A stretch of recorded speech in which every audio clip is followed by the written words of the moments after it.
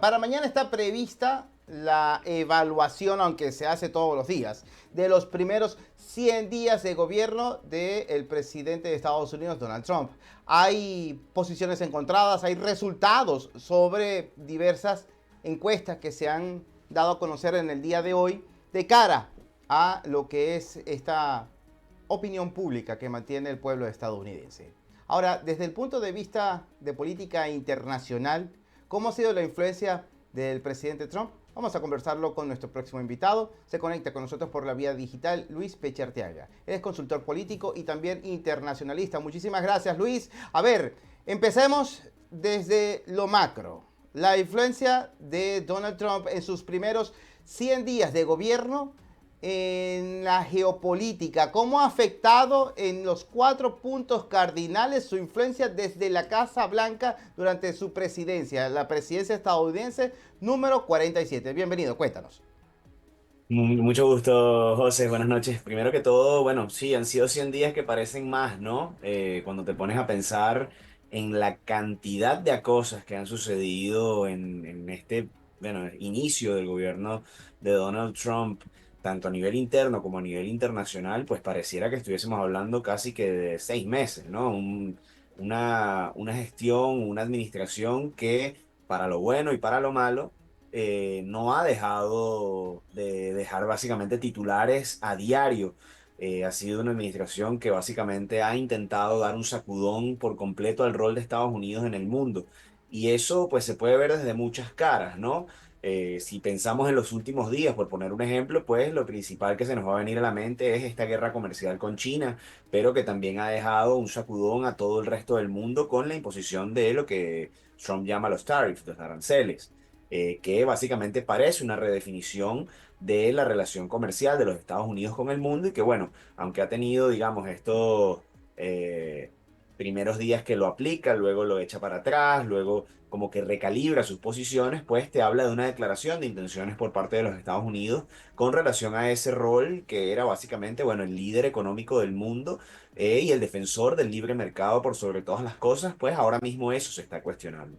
Desde lo político, pues también hay que verlo, ¿no? Cuando pensamos, por ejemplo, en el rol de Trump desde su inicio de gobierno, es imposible no dejar de pensar en la guerra entre Rusia y Ucrania, en la cual pues ha dado un sacudón y un vuelco a esta política que era básicamente incondicional de los Estados Unidos en defensa de Ucrania a una más de mediación, por decirlo de alguna forma, que es vista también por sus detractores como incluso una venta de la posición de Ucrania, de dejarlo, digamos, quizás un poco a su merced, tal cual como pasó con el tema económico que te explicaba anteriormente, con sus calibres, con sus formas en las que un día va por una posición, un día contrasta esa misma posición y se va por otra.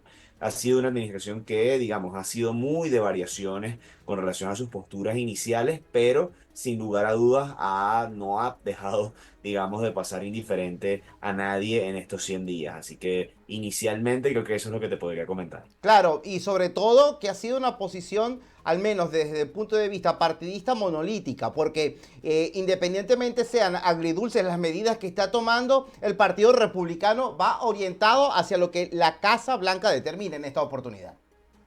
Sí, es que yo creo que el Partido Republicano y la política estadounidense en general está teniendo cambios que podríamos calificar de históricos, que son cambios, no sabemos si irreversibles, pero sin lugar a dudas, la huella que Donald Trump está dejando en ese partido político es solo comparable, creo yo, con políticos como Ronald Reagan en cuanto al impacto y la profundidad de los cambios que está generando en cuanto a el sistema de creencias del partido, las cosas por las que lucha, las posiciones políticas que fijan y digamos que lo que hoy se defiende en el Partido Republicano, si no vas en la línea de Donald Trump, muy probablemente serás marginado, eres una opción minoritaria. Porque Trump, más allá, y como tú bien dijiste, sean medidas agridulces, sean posiciones defendidas o no bueno, ciertas personas o como sea, liderazgos políticos y demás, pues sí representa a la mayoría del Partido Republicano. Eso es lo que no hay cuestionamientos y se vio durante todo el último proceso de primarias republicanas en las que Trump básicamente corrió sin oposición, pues no tuvo a nadie que pudiese hacerle un peso importante y redefinió esa política interna de ese partido, ¿no?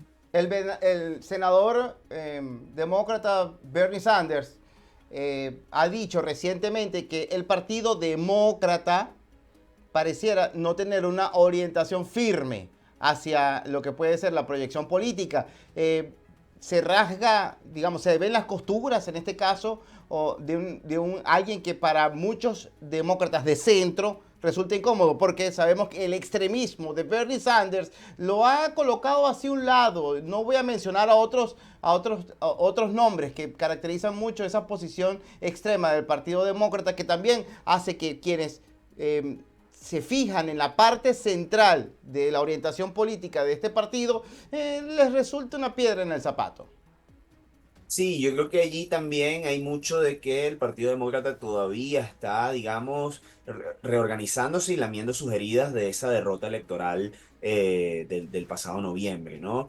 Si bien evidentemente es un proceso que es traumático perder una elección, el proceso de por sí de los demócratas de cara a esta elección fue bastante complicado con esta sustitución de la candidatura de Joe Biden a tan solo 6, 7 meses de la elección y bueno, teniendo que armar una campaña con su vicepresidenta, Kamala Harris, esa derrota posterior al mes de noviembre, digamos que dejó a todo el mundo redefiniendo qué es lo que realmente defiende también el Partido Demócrata. Y por eso que hablaba ante la respuesta anterior, que la política estadounidense está sometiéndose a un proceso de cambios profundos a lo interno, ante los cuales republicanos y demócratas no son ajenos.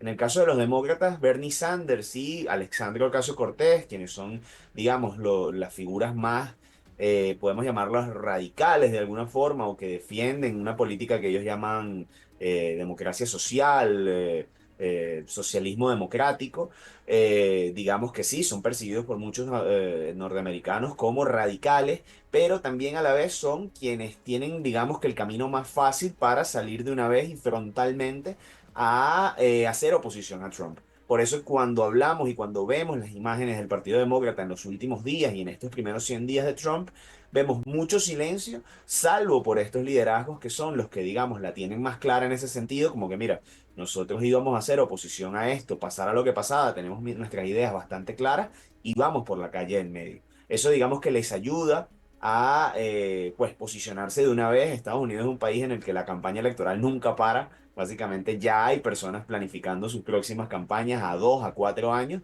y bueno, ellos pican adelante, ¿no? Sin embargo, hay una serie de liderazgos que van a seguir saliendo en el seno del Partido Demócrata en este camino y que probablemente están esperando temas de timing y de plataforma para poder salir a relucir.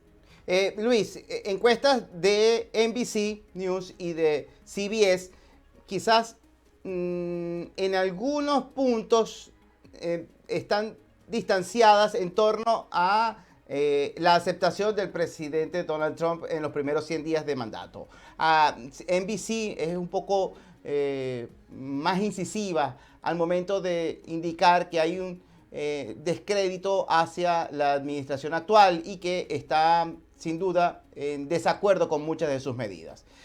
No así CBS. No obstante, coinciden en que las medidas de migración y la economía en virtud de la aplicación de los aranceles son elementos particulares de evaluación y que preocupan al estadounidense. Dicho esto, también coinciden en que tiene un gran respaldo el presidente Donald Trump de base republicana, es decir, de el estadounidense que todavía a él le garantizó su elección.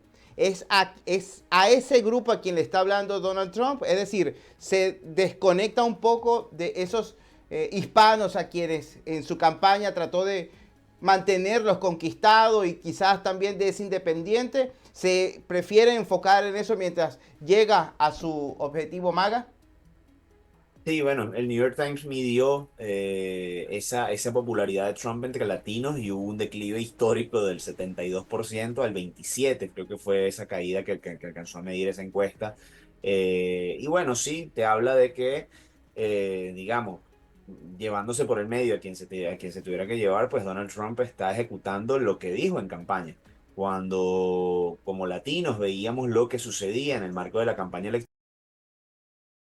Trump y el Partido Republicano no dejaban de hablar constantemente y uno de ellos era la migración. Entonces, digamos, pese a ser predecible, pues a algunas personas, digamos, le cayó por sorpresa la rudeza con la cual Trump ha tratado este tema, pero no deja de ser algo que fue prometido en campaña, ¿no? Dicho esto, también yo creo que hay que recordar, la victoria de Trump fue contundente en términos de colegio electoral, es decir, esa misma noche ya se sabía que Trump había obtenido la victoria en los estados necesarios para ser presidente. Cuando le ponemos la lupa a ese resultado en términos de población, vemos que la victoria de Trump tampoco fue tan holgada, fue alrededor de 1,72 puntos porcentuales en cuanto a cantidad de personas, voto popular. Entonces Trump digamos que no es que arranca con números de 60%, 55%, con un gran colchón de popularidad. Lo que sí es que evidentemente con lo que sí cuenta el Partido Republicano y Trump en este momento es con la mayoría del poder en términos de Cámara de Representantes, Senado y Poder Ejecutivo, por lo cual tienen poder prácticamente, no absoluto no es la palabra, pero sí muy amplio para ejecutar su agenda de políticas y eso le permite, pues digamos, desinhibirse con relación a su política, ¿no? Aunque sea impopular en este momento, pues Trump avanza con su agenda porque tiene durante los próximos 18 meses el control total de estas tres cámaras y bueno, ya serán las midterms donde eso se podrá cambiar o no. Entonces, mientras eso no suceda, digamos que para Trump, digamos que los elementos de popularidad son algo que podría, no accesorio, accesorio no es la palabra, pero sí secundario con relación a sus prioridades, que es cumplir lo que él prometió en campaña, que era, tal y como tú decías, temas vinculados a economía, con su visión de mundo y sus detractores y todo lo que podemos pensar, y temas migratorios bajo los mismos principios. Para concluir, la visión de la Casa Blanca hacia Latinoamérica, Venezuela, Cuba y Nicaragua. ¿Debe haber una reorientación? ¿Ha apretado las tuercas? ¿Hay discriminación o discreción en algunos de estos países en materia de presión diplomática y política? Mira, ahí lo que hemos visto es que la administración Trump parece funcionar como un monstruo de dos cabezas, ¿no? Por una parte tienes una parte de la administración con un enfoque más acercado a lo que hemos visto del Partido Republicano en años recientes, esta visión más dura con relación al tratamiento de los regímenes no democráticos de América. Y por otra parte tienes a un ala que es más aislacionista, pudiese ser la palabra, que dice vamos a preocuparnos por nuestros asuntos y hagamos lo que más le conviene a Estados Unidos en términos económicos, políticos, etcétera. Vamos a hablar con estos regímenes, vamos a suavizar un poco nuestras posturas y esas dos posturas han venido teniendo tensión, ¿no? Por eso hemos visto en el caso de Venezuela a esa tensión entre Richard Grenell, quien fue muy protagonista los primeros días de la administración Trump con relación a Venezuela, y a Marco Rubio con sus posturas más frontales hacia Venezuela, pero bueno, unos digamos que conteniéndose unos con otros en sus políticas, ¿no? Allí pues obviamente quienes han quedado en medio lamentablemente ha sido la población migrante venezolana, que en buena medida ha tenido que o ha sufrido las consecuencias de esta política de Trump. Yo creo que allí esas tensiones en algún momento van a terminar explotando. No es posible que convivan estas dos agendas por mucho tiempo porque, como te decía, una contrapone directamente los intereses de la otra. Allí va a ser Trump, su equipo y sus personas quienes van a tener que decidir cuál de los dos enfoques tomar, pero ciertamente sí hay una tensión allí entre este enfoque más diálogo, de pro diálogo y negociación con Maduro y las personas de su cúpula, posiblemente aplicable para otros regímenes de la región, y otro enfoque que es más de mantener una política similar a la del apoyo bipartidista y más frontal hacia estos regímenes, bueno, esperando a ver cuáles son los resultados de la misma. Luis, muchísimas gracias por este análisis previo al cumplimiento de lo que la agenda de la opinión pública aguarda y es la evaluación de los primeros 100 días del gobierno de Donald J. Trump en su presidencia, en la presidencia número 47 de este país. Un gran abrazo a la distancia. Hasta la próxima. Un gusto y seguimos en contacto. Seguro que sí. Luis Pechartiaga, él es consultor político y también internacionalista. Estaba conectado con nosotros por la vía digital.